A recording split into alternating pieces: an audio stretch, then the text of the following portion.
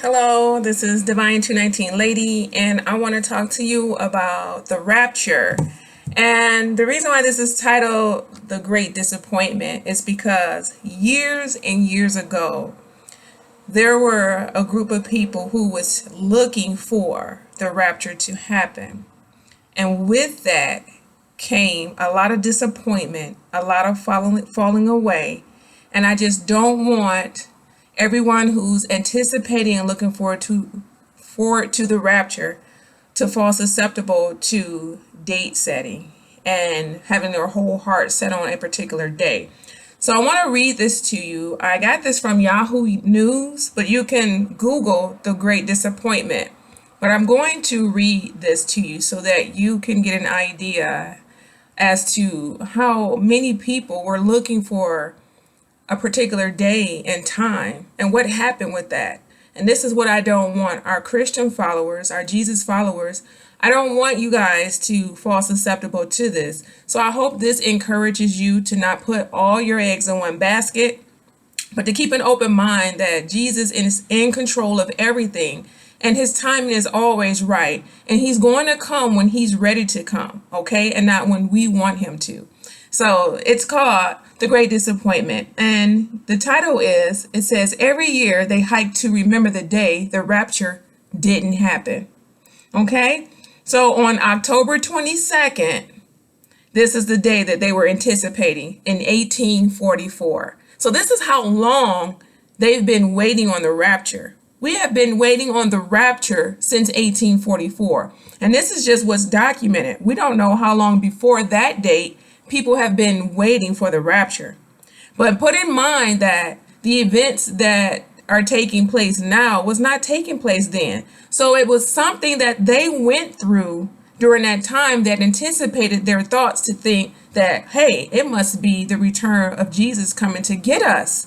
We must going to be raptured. So it was something going on in that date and time that made them feel that way, for them to quit jobs. And I'll let you hear the story. And here it goes.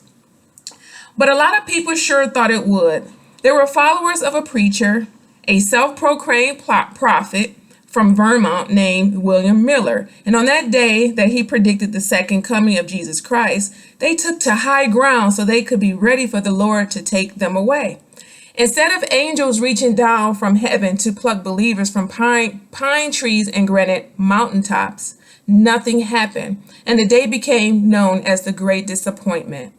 On Friday, a group of hikers, a history buffs, will take to the trail in Lincolnville to remember the day the world didn't end. These things just intrigue me, Rosie Gary of Lincolnville, who has led the annual hike to the Millerite Cliffs for 30 years now, said it was a superstitious time. These people lived to be only 40 or 50 years old, most of them. They worked from dawn till dusk. They worked themselves to death. And when somebody said there's a better life ahead, some of them were ready. Now it goes on to say, Miller, a farmer and civil servant, grew up in the Baptist church, but rejected its teachings as a young man. Instead, he took up deism, a belief in God based on reason rather than revelation. However, after he saw action in the War of 1812, he got his faith back. His ensuing questions about death and the afterlife drove him to an interest in the books of Daniel and Revelation. Miller returned to the Bible with a lot of zeal and ended up with an idea of when Jesus would come back, and it would soon happen. This prediction attracted a following, and by the 1830s, it became a movement. Miller even came to Camden to preach revival meetings in 1842, Gary said, where the Camden Public Library was a cow pasture, and that's where they set up the tent, he said. As the Millerite movement grew, so did the pressure for Miller to share a specific date. His first stab at choosing a judgment day was March 21st of 1844. After nothing happened, then he recalibrated and determined that it would happen on August 22nd, 1844. Despite the previous failure, his followers began to get ready. That year, some believers didn't plant the crops they would need to survive the winter, and some even sold their farms and houses, Gary said. They took the harnesses off their animals and turned them loose. After all, who needed a farm or a team of oxen in heaven? The day of the expected rapture, Millerites around the Northeast prepared for the ascension. Some climbed in groups to higher ground, as was the case in Lincolnville. As the believers waited, they prayed, but their prayers didn't stop the disappointment, chaos, and even tragedy that came next. In West Rockport, a deacon hiked up to Pleasant Mountain and then climbed a pine tree in order to be as high as possible. He predicted the moment Jesus would come and threw up his pocket watch and then jumped out of the pine tree to his death, Gary said. In Lincolnville, believers who had walked or taken wagons up to the ledges of the backside of Mount McGooticook, once there, they threw a little girl up in the air. They thought Jesus would catch her, Gary said. Instead, the girl plummeted to the ground. She was maimed for life, he said. When the distraught believers limped down from the higher places, many faced a tough, hungry winter. A lot of people suffered, Jerry said. The great disappointment left a scar. Grown men wept and traumatized people questioned the very existence of God.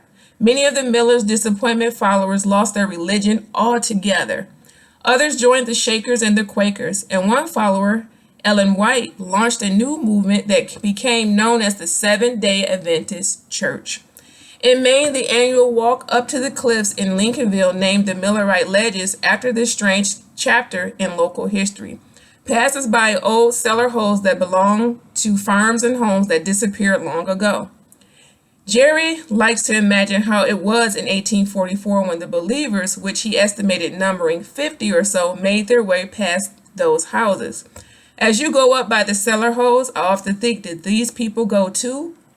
Did they stay? Did they point their fingers and laugh? Did they say, geez, do you suppose we're making a mistake by sitting on the porch waiting to see what will happen? Jerry said.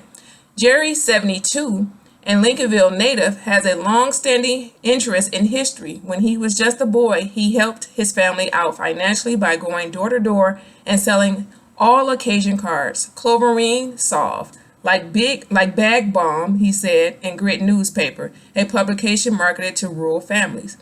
I was peddling when I was 7 years old, he said. I got to meet all the elderly people around Youngtown Road. From them, he heard about the history of the region, including early settlers and the Millerites. Those stories lit a fire that for Jerry has never gone out.